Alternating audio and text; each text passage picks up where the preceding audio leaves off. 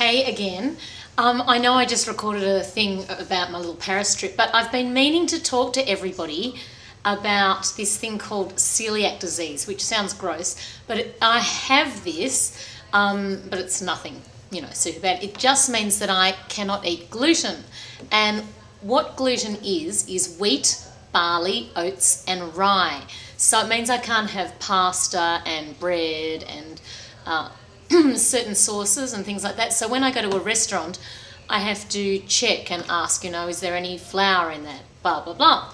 So I just thought that I would put this up because it might be helpful for people Googling this to understand, because a lot of people don't realise they've got it.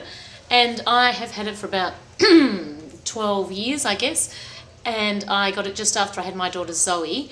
And my symptoms, which aren't everyone's symptoms, some people don't get symptoms at all, but my symptoms were that I got very, very skinny, which was the nice part, but actually a little bit too skinny. It was quite bizarre, and I lost just pounds within a month.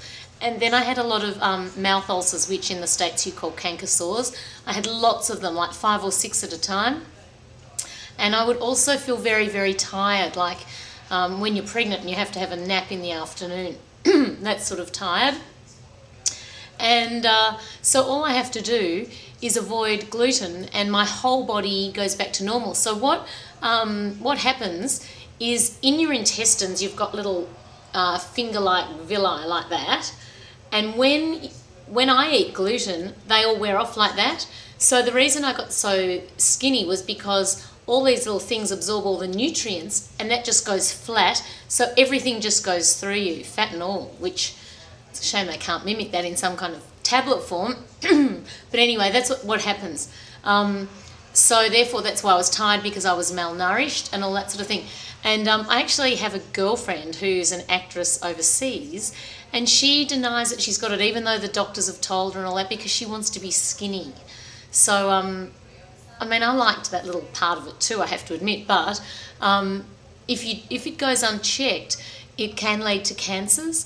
And then if you do just go off gluten like I do, then you totally go back to being normal and you have as much chance of all that as anybody else.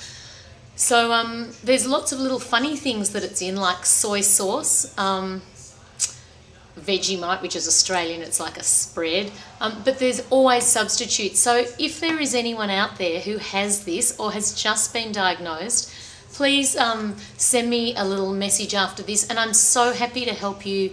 You can say, is there gluten in this? And I'm so happy to help you, because when I was diagnosed I had my mum to help me, or mum's still around, but I had someone to talk to about it, and because she'd been diagnosed a year earlier.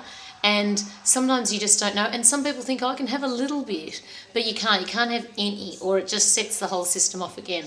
So I hope that's helped some people out there. And if you have a friend who has this, don't be scared of having them over for dinner, because it is not, that hard to do. And by the same token, if you're in that position, you can also talk to me, because it's embarrassing when someone asks you for dinner and you have to go, oh, what are you cooking?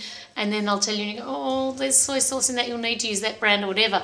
So, that's the worst part. I don't mind the restaurants. So if you've got friends with that, make it easy on them, and talk to me and I'll help you sort out your recipes. Okay, have a great day, everyone. I hope I've enlightened some of you as to what gluten intolerance or celiac disease. I hate calling it celiac disease because it sounds like something tragic, doesn't it? Whereas in actual fact, I feel a lot healthier for not being on it. A lot of people go wheat free anyway. Okay, bye.